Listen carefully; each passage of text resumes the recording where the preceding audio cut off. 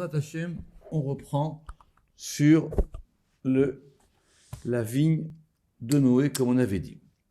Donc, si vous vous en rappelez, dans le texte du Zohar, qui est dans Noah, le Zohar, il avait indiqué par allusion que toute la difficulté, c'était que le fait, pour comprendre ce qui s'était passé, c'était à la fin du verset Betor Haolo. Et Betor Haolo, c'est écrit avec un ré, alors que normalement, ça devrait être écrit avec un vav.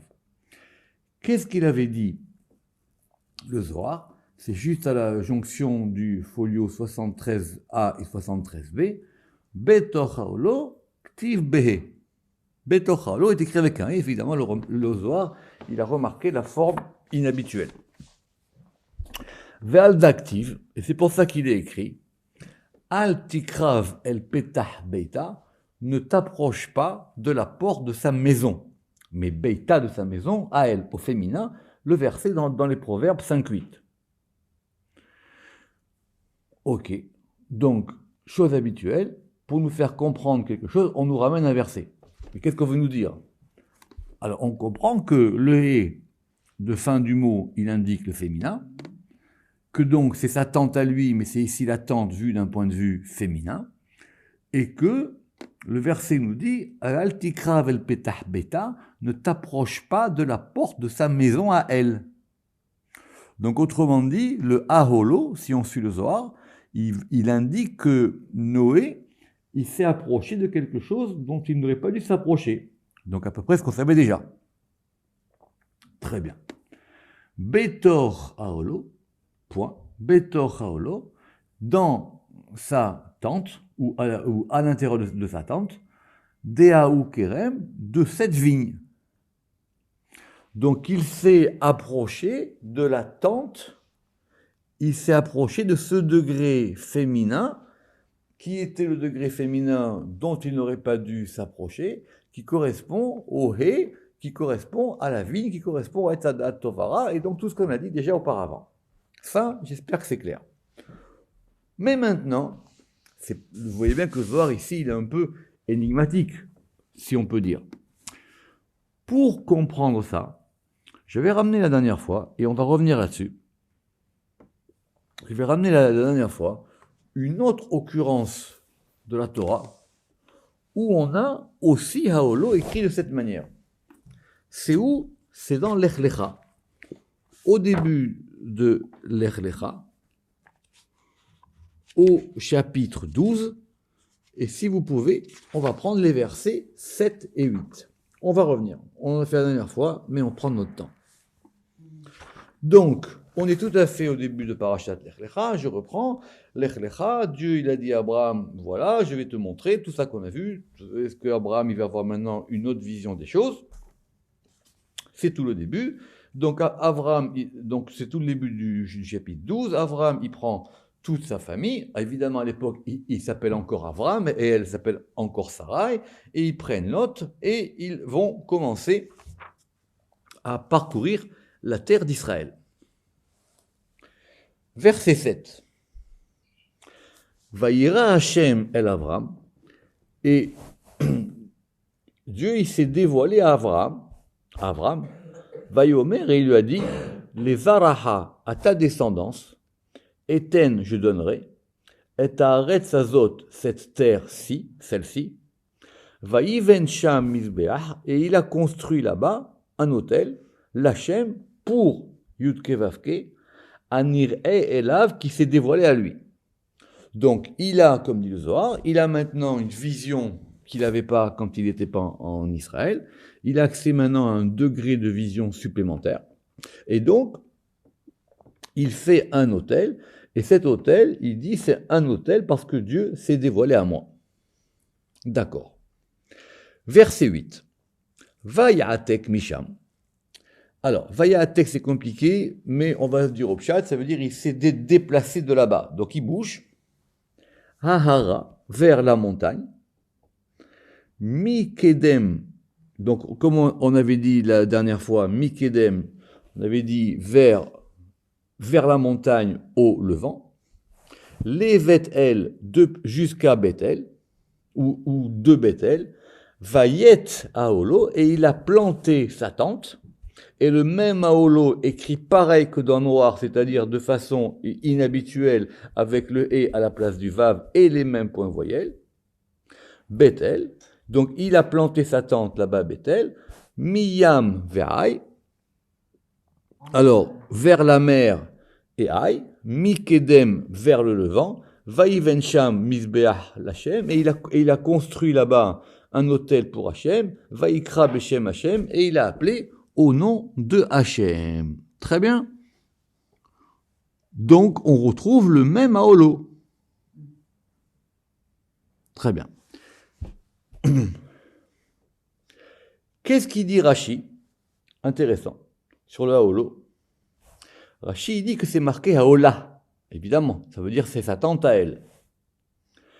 Et Rashi dit Batrilanata et Oelishto veragratchelo. Ça veut dire qu'il a d'abord planté la tente de Sarah et après sa tente à lui. D'accord? Il y avait deux tentes, il y avait la tente d'Abraham, il y avait la tente de Sarah et la tente d'Abraham. C'était 2 degrés différents. Ça c'était Rashi d'après le Pshat pour comprendre comment est-ce qu'on est passé de Haolo à Haola. D'accord, très bien. On va relire le Zohar. On va relire le Zohar doucement. Que dit le Zohar? C'est le Zohar donc que je vous ai ramené dans l'annexe 4, et qui est en folio 80A. Le Zohar, il ramène les versets. J'avais ramené dans le feuille que vous avez, j'avais ramené le 8, mais maintenant j'ai rajouté le 7. Et Mitaman Yada Harachem. De là-bas, il a connu la Harachem, il a connu la montagne de Hachem. Est-ce que Bethel c'est Jérusalem ou pas? En tout cas, il a connu un degré particulier qui s'appelle Har Hachem. Mitaman Yada Hachem, Vekulehu Dargin, et tous les degrés, des Neti'in qui sont plantés, Be'ay Atar dans ce lieu. Simplement, il a eu accès au degré de révélation de tous les degrés qui lui sont maintenant dévoilés. Vayet Haolo, on revient à notre histoire. Be'ektif, c'est écrit avec un E. Alors, explication ici. Parish Perishu, il a déployé un déploiement. Vekabil Malchou Shemaya, et il a reçu la royauté des cieux. Bekulo Dargin, dans tous les degrés, des Achidan B qui sont unis en lui. Est-ce que c'est en lui Abraham ou dans le degré de Malchut Shamaim? C'est une bonne question. Mais on va dire, d'après ce qu'il dit le Ketempa, si j'ai bien compris, que maintenant il a associé tous les degrés. Pourquoi, dit le Ramak? Parce qu'avant qu'Abraham il devienne chesed, ça ne s'est pas fait comme ça. Un homme, il ne découvre pas sa vocation comme ça du jour au lendemain. Abraham, d'abord, il était de degré en degré. Pour ceux qui se rappellent, c'était un texte dans le Bahir, qu'Abraham, au départ, il voulait s'attacher à la Malchut, et progressivement, il est monté jusqu'à trouver son degré, qui était le degré de Chesed. Donc, on voit bien ici que le Haolo, il indique bien un degré de réception particulier des degrés. Urden, et donc ainsi, Yada de Kucha Berichu Shalit al-Kula, il a su que le Saint béni soit-il dominait tout. Urdin Bana Mizbeach, et c'est pourquoi, et ainsi, il a construit un hôtel. Donc, le Haolo ici, il veut dire quoi? Le Haolo ici, il indique le déploiement des choses. Le Zohar dans Noir, il veut nous faire comprendre que le Haolo, c'est mauvais. Que dans le Haolo, c'est Haola, c'est-à-dire sa tente à elle, c'est la tente du mauvais côté, ou en tout cas l'ouverture de la tente du mauvais côté, comme on avait vu, si vous vous en rappelez, quand on avait parlé la dernière fois du prophète Oshéa. Il était à l'ouverture des mauvaises choses. Et c'est pour ça, et ça c'est la conséquence du fait qu'il a planté la vigne et qu'il s'est enivré. Je relis. Urden Yada de Kucha Berichu, et donc c'est ainsi qu'il a su que le Saint béni soit-il, il domine tout. Et donc, en cette occasion de cette révélation, Urden Bana Mizbeach, et donc il a construit un Mizbeach. Ah, mais maintenant, si on reprend le verset 7, on voit bien qu'il y avait 2 autels. C'est pour ça que j'ai ramené les 2 versets. Effectivement, Utrin Madbehan Avu, et il y avait donc 2 autels. Pourquoi? Begin Deacha, parce que celui qui est ici, il galélé, parce que c'est dévoilé à lui, Kucha Berechu, le Saint béni soit-il, Shalit al-Kula, qui domine tout, Veyada Chochma Ila, et il a connu la sagesse supérieure. Pourquoi? Parce que si vous reprenez les versets, dans le premier verset, le 7, Vayira Hashem el Avram Vayomel Zarachat et Zarazazot, Dieu s'est dévoilé à lui. Et il a dit, je te donnerai ces terres, je te donnerai cette terre, et il a construit un autel. Et cet autel, comment il s'appelle? Misbeach Hashem Aniré Elav. C'est le Misbeach de Yud Kei Vav Kei qui s'est dévoilé à lui. Donc il y a un premier autel pour le côté dévoilé, c'est ce qu'on dit ici. Pourquoi? Donc il a construit deux autels. Le premier, Begin de Achad Galilée, parce que le Saint soit-il, il s'est dévoilé à lui. De Akucha Berechu Shalit al-Kula, parce que le Saint soit-il, il domine tout. Veyada Chochma Ila, et donc dans ce dévoilement, il a connu la sagesse supérieure. Ma de lahava mekad madina, ce qu'il ne connaissait pas avant. Tout le temps, tout ce qu'il a vécu Abraham quand il était en dehors d'Israël, il a eu accès à une sagesse, mais ce n'était pas à ce degré de sagesse-là. Maintenant, il a accès à des degrés différents de sagesse, c'est ce que je viens de vous expliquer. Et donc, quand il arrive en Israël, il a construit deux autels. Uvana trin madbehan, et il a construit donc deux autels. Chad le darga d'Idgalia, un pour le degré qui s'est dévoilé, c'est-à-dire quoi? Le verset 7. Je redis. Vayira Hashem el Avram vayomer et Hashem aniré elav. Donc c'est-à-dire pour le degré, c'est comme ça que le Ketem Paz il dit le Zohar. Donc c'est-à-dire pour le degré qui s'est dévoilé à lui. Et maintenant après, Vayatek Misham, il s'est déplacé et il arrive dans un deuxième endroit. Dans ce deuxième endroit là, qu'est-ce qu'il fait? Eh ben il plante sa tente. Et là-bas, il construit un autel. Mais dans le deuxième degré, il n'y a pas marqué là-bas que c'est parce que Dieu s'est dévoilé à lui. Dieu s'est dévoilé à lui au premier endroit, pas au deuxième endroit. C'est comme ça, c'est ça que le Zohar veut nous dire ici. Ma de la vayada bekal madina. Uvana trin madbechan. Et donc, il a construit deux autels. Chad le darga d'Idgalia, un pour le degré qui s'est dévoilé, c'est-à-dire dans le verset 7. Vechad le darga d'Idkafia, et un pour le degré qui s'est caché, c'est-à-dire le deuxième autel. Très bien. Vous suivez? Très bien. Si vous suivez, le Haolo, il écrit où le Haolo? Le Haolo, il écrit dans le verset 8. Or, le verset 8, il parle de quoi? Le verset 8, il parle de l'autel qui a été fait pour le degré caché. Donc le deuxième. Tout à fait. Dans le premier, il n'y a pas marqué là-bas qu'il a planté sa tente. C'est marqué que dans le deuxième. Donc la question maintenant elle revient. Ça veut dire que maintenant, le Haolo, qui est le degré où maintenant il a accès au degré caché, si vous suivez. Après, donc il a accès d'abord au degré dévoilé, après il a accès au degré caché. À chaque fois, il fait un autel. Et où est-ce qu'il plante sa tente? Il plante sa tente dans le degré caché.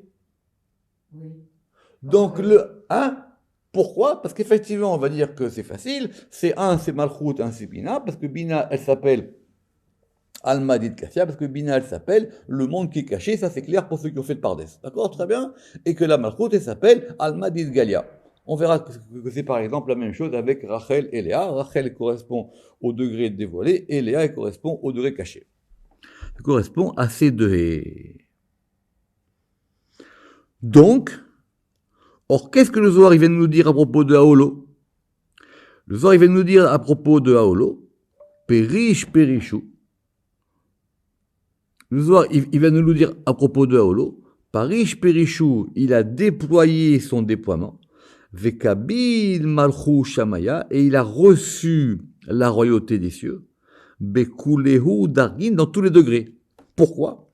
Parce qu'il est passé du degré dévoilé au degré caché. Et maintenant, il unifie tous les degrés. Et en unifiant tous les degrés, là, il peut planter sa tente. Je sais, c'est complexe. En remontant de Malchut. Exactement. Non. Parce que maintenant, le premier, il plante, il fait deux autels. Premier autel, premier autel, Dieu se dévoile à lui. Le verset 7. Okay. Très bien.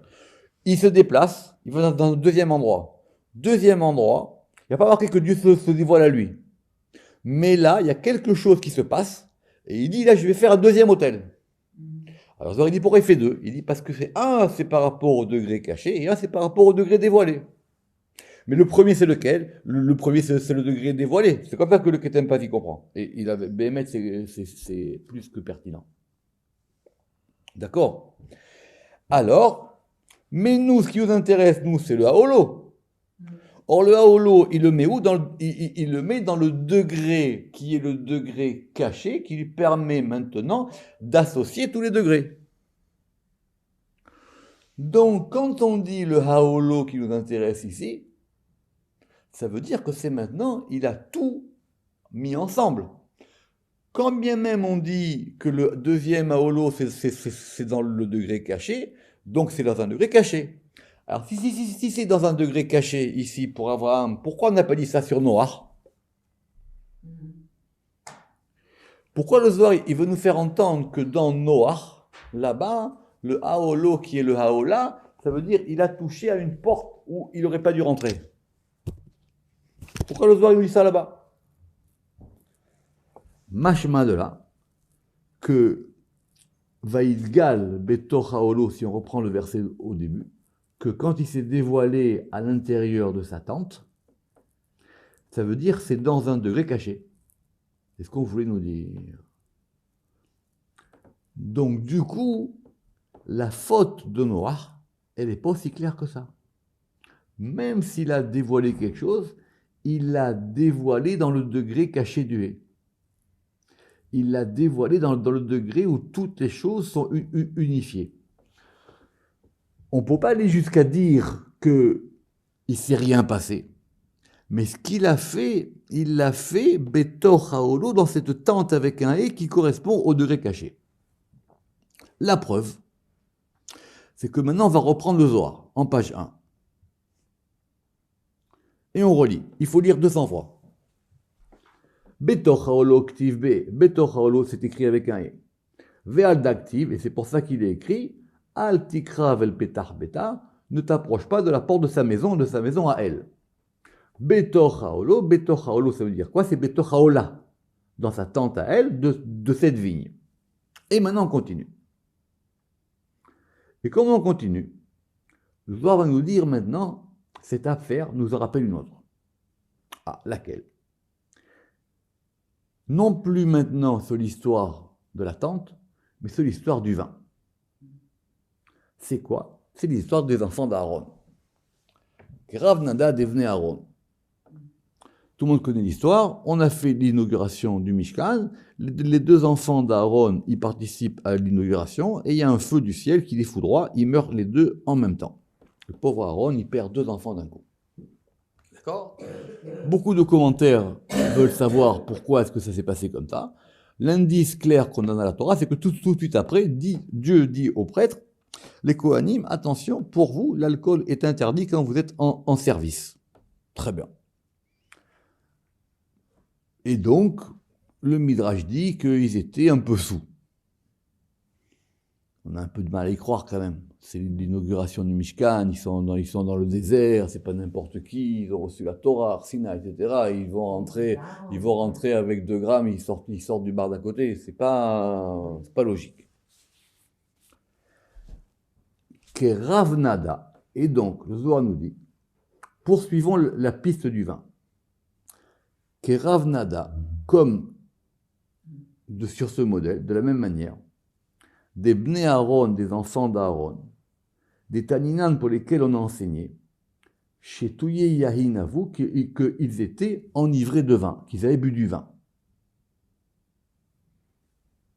Et le Zohar, il a une question plus simple. Ils sont dans le désert maintenant. D'où ils ont du vin? Et même, on peut voir encore mieux la question. Et qui leur a donné du vin dans ce lieu? C'est quoi ce lieu? D'après le Midrash, c'est au mont Sinaï.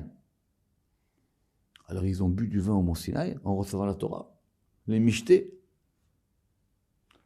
Et le Zohar continue.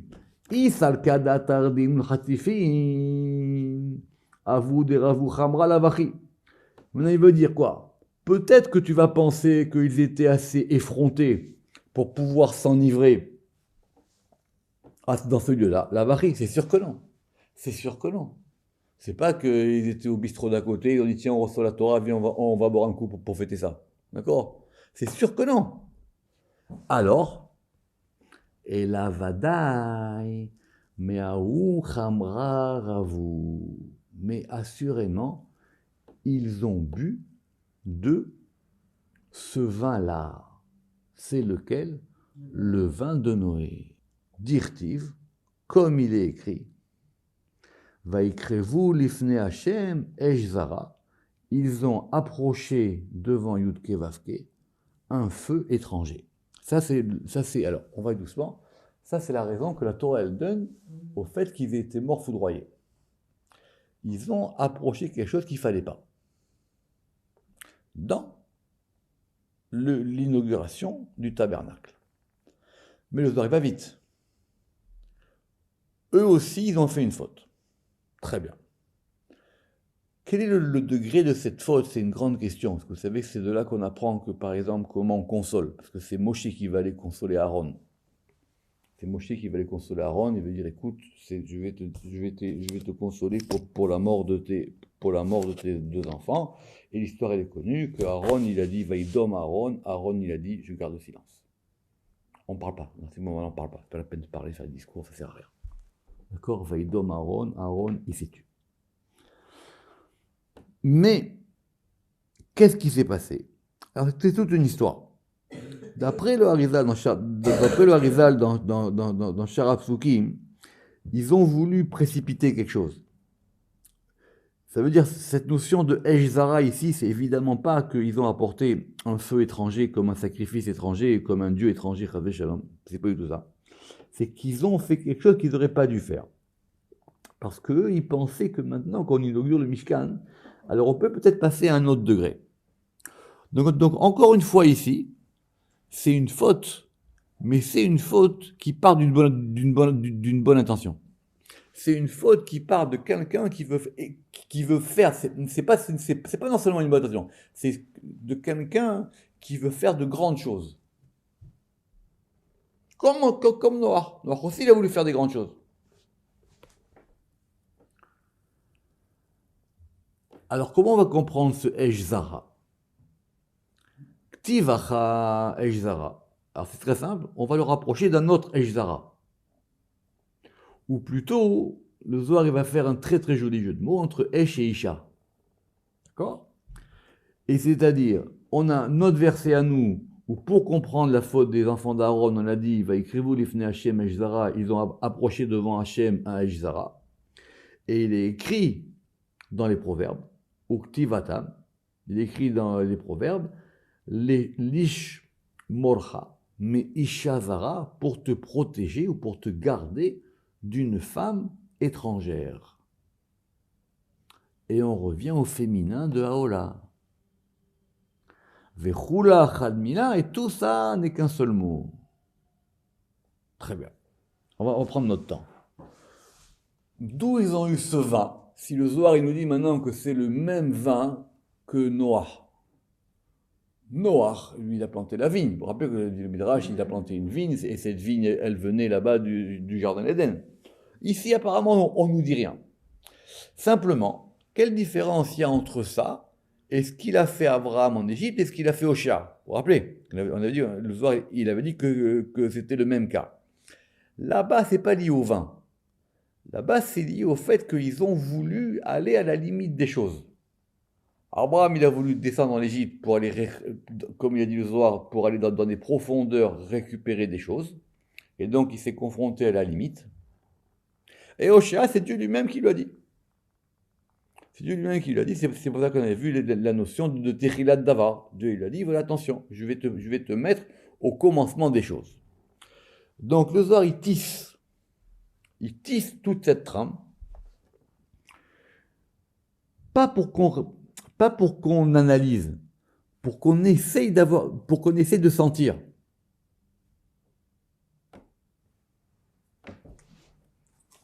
Et on va continuer. Et donc, le Zohar maintenant, il ferme la boucle. Vechen kegavnada. Et donc maintenant qu'on a parlé des enfants d'Aaron, on va revenir à Noé. Vechen kegavnada. Vayesh minayain. Et on reprend le même verset. Il a bu du vin. Vaishkar, et il s'est enivré. Vaïdgal, et il s'est dévoilé. Très bien. Ça, c'était le début de l'histoire. Et on n'en saura pas plus. Plus tard, on va essayer de comprendre autre chose de la suite du Zohar, mais pour le moment, le Zohar, il nous a mis en place des éléments comme pour faire résonner des choses. D'accord ? Comme pour faire résonner des choses, et qu'on essaye de comprendre. Maintenant, qu'est-ce qui s'est passé ? Et donc, on va reprendre dans Noach en 9, 20, 21, 22.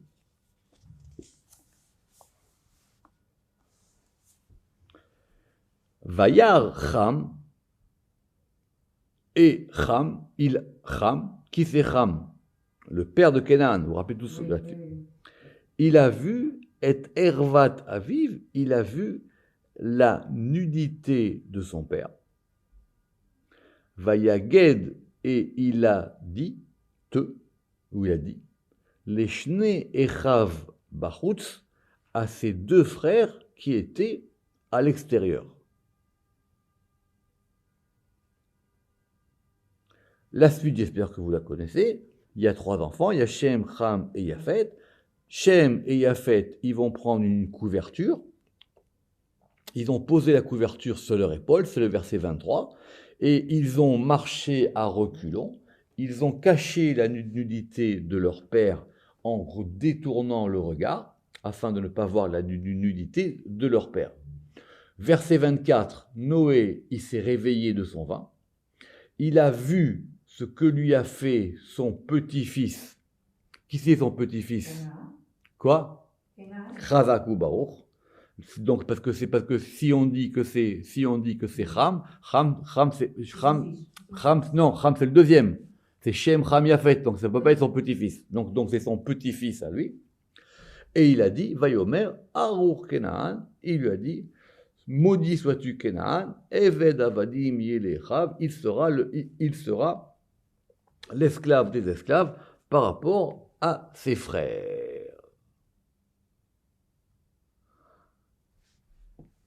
Alors, reprenons d'après le pshat maintenant. Qui c'est qui va être maudit dans cette affaire ? C'est Kenaan. Oui ou non ? Oui, tout à fait. Très bien. Donc, suite à cet épisode de Noé, quelque chose se passe. La Torah nous dit rien. Nous, on est resté à Vaishkar, Vaidgal, Betochaolo. Maintenant, la Torah nous dit que Cham a vu Kenaan, lui, il a vu que son père, donc, d'après le pshat, si son père s'est dévoilé Vaidgal, donc il a maintenant une nudité. C'est quoi une nudité, en fin de compte ? C'est quelque chose, c'est une faiblesse, d'après la Torah. C'est une faiblesse. La preuve, c'est que Yosef, quand il veut dire à ses frères que vous êtes venus lirot et tervat haaret, vous êtes venus voir au départ, vous savez que Yosef, il fait semblant de ne pas connaître ses frères, et la première fois, il leur dit, vous êtes des explorateurs, vous êtes venus voir les points faibles de l'Égypte. Et là-bas, c'est marqué Ervat haaret. D'accord ? Donc, il y a quelque chose, il y a une faiblesse qui s'est déployée chez Noé. Et cette faiblesse, apparemment, elle a été exploitée par Ham. Mais si c'est Ham, pourquoi Noé, il maudit Kenaan ? Pas normal. C'est Kenan qui l'a vu. Chazak. Alors, mais ça, c'est pas marqué dans la Torah. Ça, c'est ce qu'il dit Rashi. Yesh merabotenu omrim, le Rashi en 22. Yesh merabotenu omrim, certains de nos maîtres disent, Kenaan, c'est Kenaan qui l'a vu, et il a répété à son père. Les Kar ou Skar al-Dava, et donc c'est pour ça que maintenant on l'a rapporté à son nom et qu'il a été maudit. Et que veut dire ce Vayar et Ervat Aviv, qu'il a vu la nudité de son père ? Rachi ramène les deux opinions. Certains disent il a castré, certains disent il a sodomisé. יש שאומרים סרסו ויש שאומרים רבעו. Donc c'est un peu compliqué. Oui, donc il y a ça par rapport à la féminité. Doucement, vous allez trop vite. Vous allez trop vite, trop vite. Il ne faut pas aller vite. D'accord? Il ne faut surtout pas aller vite. Quand on a un verset, on le prend. Vous voulez lire le livre, vous prenez 20 ans. On reprend le Zohar. Vechen, kegavnada. Et donc de même, de cette manière-là, Vayesh minayain, il a bu du vin. C'est-à-dire quoi? C'est-à-dire maintenant, une fois qu'on a parlé de la faute des enfants d'Aaron, qui eux ont bu aussi apparemment un vin, qui les a enivrés, que ce vin il est considéré comme étant c'est ça qu'on appelle le Esh Zara, un feu étranger qu'ils ont amené dans le Mishkan qu'ils n'auraient pas dû amener. Noé aussi. C'est-à-dire qu'on comprend maintenant que Noé aussi, il a apporté un élément étranger. Il a amené un truc qui était assez étranger, qui n'aurait pas dû être là. Ve'alda, et on lit le Zohar. Itar Cham avi Kenan. Et donc c'est sur ce degré-là que s'est éveillé Cham, le père de Kenan, Kamade Itmar, comme il a été dit. D'accord? Donc ça veut dire que le Zohar te dit que ça veut dire quoi Kamade Itmar? C'est-à-dire comme on l'a raconté. Veitiaïv atar le Chanaan le Shalta. Et a été donné un lieu ou une place à Kenaan pour qu'il puisse dominer. Ça veut dire que Kenaan, il a pris ça pour pouvoir être pour lui maintenant un objet de domination. Ce qui nous fait comprendre que Noé, il a rectifié le tir en disant Kenaan, non, toi tu seras l'esclave des esclaves, toi tu seras esclave des esclaves. De cette faiblesse que tu as exploitée, qui est la mienne, tu veux maintenant, où tu vas pouvoir, où je sais que tu vas l'exploiter comme étant une domination. Alors moi je vais inverser ça. Et je vais te maudire. Vayomer Arur Kenan. Il lui dit Arur Kenan. Et Ved Avadim, esclave des esclaves, Yiyele Chav, il sera pour ses frères. Et quand on continue après, il va dire Shem, par contre, toi, je te bénis. Et Kenan sera ton esclave. Et Yeft, aussi, toi, tu résideras dans les tentes de Shem, et Kenan sera aussi ton serviteur. Donc maintenant, les deux frères vont être servis donc par Kenan. Et Kenan, il aura donc ce statut-là d'être celui qui sert les autres. Donc, quelque chose a été mal fait. Quelque chose a entraîné un élément qui n'aurait pas dû être là. Cet élément qui n'aurait pas dû être là, il a été exploité par les enfants. Et donc on comprend bien qu'il y a deux épisodes. Il y a le fait de Noé et ce qui s'est passé dans la tente, et le fait de maintenant quelles ont été les conséquences. Mais les conséquences, c'est pas Noir, c'est les enfants. Noé, il n'a rien fait, lui. Noé, il a fait son expérimentation, comme on l'a dit, son expérimentation avec la vie. Zéro. Maintenant, après, les enfants, ils ont exploité ça. Donc, on va juste lire la suite du Zohar. Ouman de Ava Adin Sadik. Et donc, Maï, celui qui était ici juste, c'est-à-dire Noé. Celui qui, avant cet épisode, était considéré comme injuste. Je vous rappelle que d'après le Zohar, ça ne fait pas de doute. Hein, quand on lit bien le Zohar, Noé, c'est un sadique gamour. Il n'y a pas de discussion avec ça. C'est un juste parfait. D'accord? Non, on ne rentre pas là-dedans. Beraza d'Ivrit, dans le mystère de l'alliance, Sersou, il a été émasculé. D'accord? Ça veut dire que d'après les deux opinions de Rashi, le Zohar, il a ramené qu'une, et c'est-à-dire qu'on lui a enlevé une partie de ce degré qui est lié au Brit. Vetania, de l'alliance, Vetania, et on a enseigné de Avar Mine Haou Kiyuma, qui lui a enlevé cette alliance. Alors c'est très complexe, ça va prendre de temps.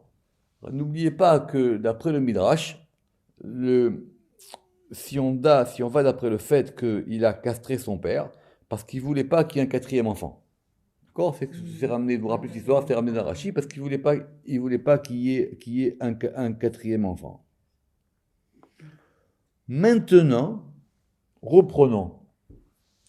Ça, c'est ce que dit le Zohar ici. Autrement dit, Noé, suite à ça, ou plutôt suite à la faute des enfants, qui sont une conséquence de l'expérience qu'il a faite, d'après ce qu'on vient de voir,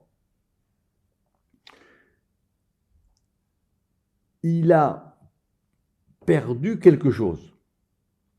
Mais dans les mots, c'est pas évident. Et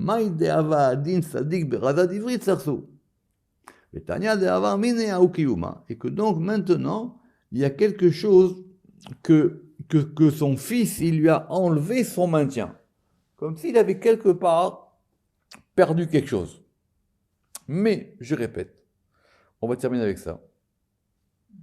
Celui qui est maudit, c'est Kenan.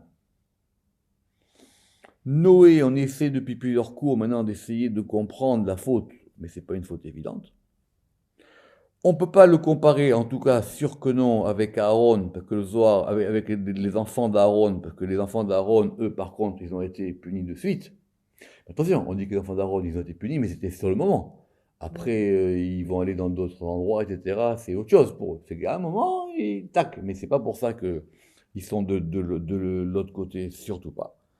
Et que donc, on veut maintenant essayer d'analyser, et ça va être la suite du Zohar qu'on verra la prochaine fois, c'est quoi une faute? C'est quoi une faute? Et c'est ce qu'on verra la prochaine fois. Baruch Adonai Le'olam. Amen ve Amen.